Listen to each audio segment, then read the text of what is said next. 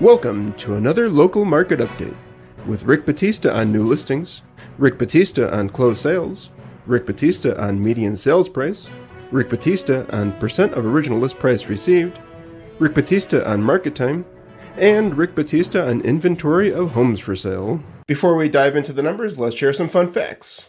Fun facts, market time. So this week's fun facts covers the real estate market at a national level. Housing affordability continues to be a major roadblock for market participants, with mortgage rates more than double compared to this time last year. Buyers are delaying home purchases in hopes rates will drop, while many sellers are holding off on listing their homes due to weakening buyer demand. Unwilling to trade in their current lower rates for significantly higher borrowing rates on their next property. As a result, existing home and pending home sales have continued to slow as we move into winter. While that certainly may be true at a national level and overall, throughout our own local market and in our own experience, we're seeing if properties are in a desirable area, they're a good opportunity, whether it's live in or invest in, and most importantly, if it's priced right, things even in the start of winter are moving pretty quickly. So we'll have to wait and see how the rest of the winter plays out. With home sales down, nationwide housing inventory was at a 3.3 month supply heading into November, up from 2.4 months from this time last year, according to the National Association of Realtors.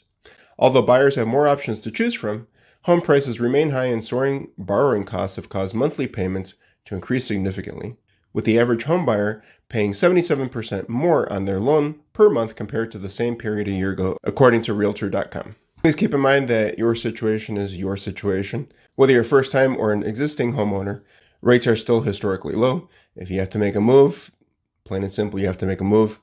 We don't know exactly when it may happen, but sometime down the line, the rates are likely bound to go down. You'll be able to refinance and be in a better position.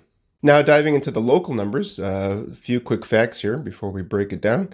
And please keep in mind that this is for the data covers the 77 areas of Chicago and residential property only. We're not covering multi-unit, multifamily, mixed-use, commercial property, just residential. 1 year change in closed sales of all properties, residential, was down by 36%. The change in homes for sale was down by nearly 16%, and the change in median sales price down by 6.7%. Now, before I unravel November's numbers, I wanted to cover a report that I covered last month, the lender-mediated report. And when a property is designated as a lender-mediated property, that is covering foreclosures, REOs, pre-foreclosure, short sales, and all the people within the real estate industry, or perhaps even outside of the real estate industry, are anticipating that these opportunities are going to be becoming more readily available in the future. As of right now, they don't seem to be much of a threat, but let's cover it anyway. The share of closed sales that were lender-mediated in November 2022 was only 2.4% of the market. To give you an idea of how that's been trending, October was 1.7 and September was 2.2. So I would say with doing some quick math, on average, right around 2% for the last 3 months. To unpack that a little bit more, to have some clarification, closed sales in November of 2021, so we're comparing year over year. Closed sales in November 2021 for REOs was 16. This past November was 27. So that was a year-over-year change increase of 68.8%. And short sales for last year was 9, where this year was 10. So even though it was a difference of 1, percentage-wise, it was up by 11.1%. So certainly higher than last year, but let's put that in perspective. Last year was pretty nutty.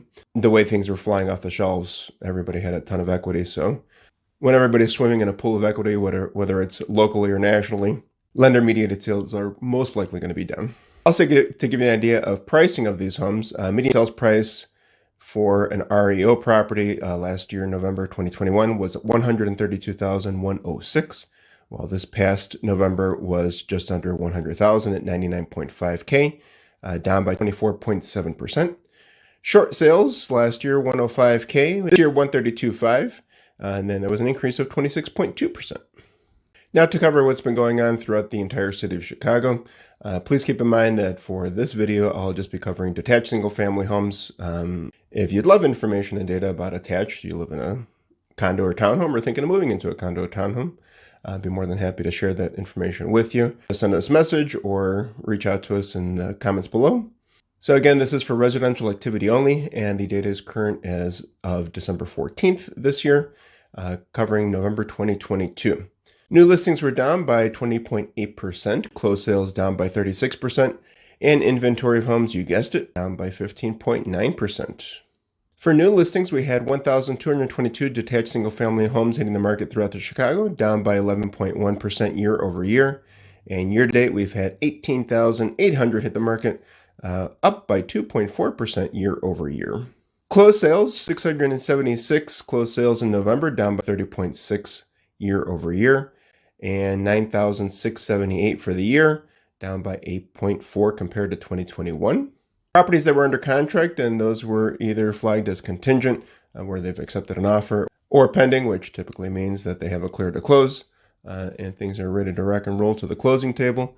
Detached single-family homes saw 578 in November, down by just under 36% year over year. The median sales price for a single-family detached home in Chicago was $288,326, down by 7% year over year. And year-to-date, we saw a median sales price of $318,000, which was up by 0.3% year over year.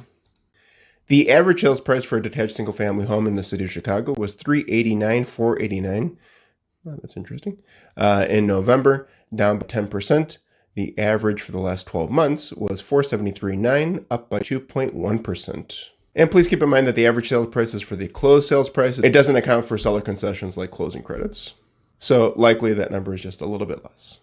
Percent of original list price received, 95.2% for detached single-family home in Chicago, down by 2.5% year over year. Year to date, higher at 97.9% and down just by 1%. For market time, a detached single-family home in the city of Chicago sat on the market for about 66 days, up by 44.3% year over year. And year to date was less at 52, down by 1.9% year over year. For inventory of homes for sale, and first let's get a better understanding. When they calculate inventory of homes for sale, this is the inventory of homes for sale at the end of a given month divided by the average monthly pending sales from the last 12 months. We wrapped up the month with 2,699, which was up by 6.6% year over year. So we do cover Chicago, Chicagoland, all the surrounding suburbs, as I always tell clients and potential clients. We're licensed in the state of Illinois. But due to all the amazing clients that we service or have serviced in the past, and all the wonderful referrals that have come our way, there tends to be certain areas that we have a little bit more of a focus on. And some of those areas within those areas tend to be a little bit more desirable than others. This is a section that I like to call Muy Caliente, to give a shout out to the areas that have been doing really well, both in November, even when the market has begun to slow down, and especially throughout the year. First one that's been muy caliente is North Park, a desirable area. In November, they had 5 closed sales with a percent of original list price received, 95.7%. I would say that the percent of original list price received is a great indicator as to whether or not buyers are flocking to that area or willing to invest and purchase in that area. Year to date, they've had 59 with a percent of original list price received of 98.7. Avondale, 6 sales in November at 99.9%, and year-to-date 102, 98.7%. Lakeview, my old stomping grounds, 8 closed sales with 97%, year-to-date 159 and 90.9%. Lincoln Square, not just a fun area to hang out in, but also a great area to buy in. 5 closed sales with 94.9% being the percent of original list price received. 128 for the year at 99%. Jefferson Park with 12 sales, 96.9% in November, and year-to-date 221 at 99.2%. Logan Square, right by our home office, 9 closed sales for November at 94.3%, a little less, but they made the Muy Caliente list because their year-to-date is 224, 99.3%.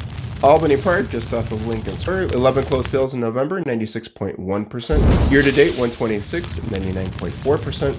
Irving Park, 20 closed sales for November, 98.1%. And 280 closed sales for the year, 99.8%. North Center, 13 closed sales in November, 98.6%. And year-to-date, 196 at 99.8%. And wrapping it up, Edgewater, even though they had the fewest amount of sales in this list, they wrapped up the month of November with 4 closed sales at 102.4%. Go Edgewater. Closed sales at 66 for the year at 99.8%. That wraps up our monthly market update for November 2022. Thank you so much for joining us. What does this data and information mean to you? I don't know. Depends where you're living and where you are in life. Feel free to reach out to us in the many ways that you can. Call, text, email. We'll be more than happy to share these reports with you and cover any specific data that you may need to make the best decision, whether you're looking to buy or sell. Thank you so much for joining us. I truly appreciate your time. Enjoy the rest of your week, and we'll catch you next month. Take care.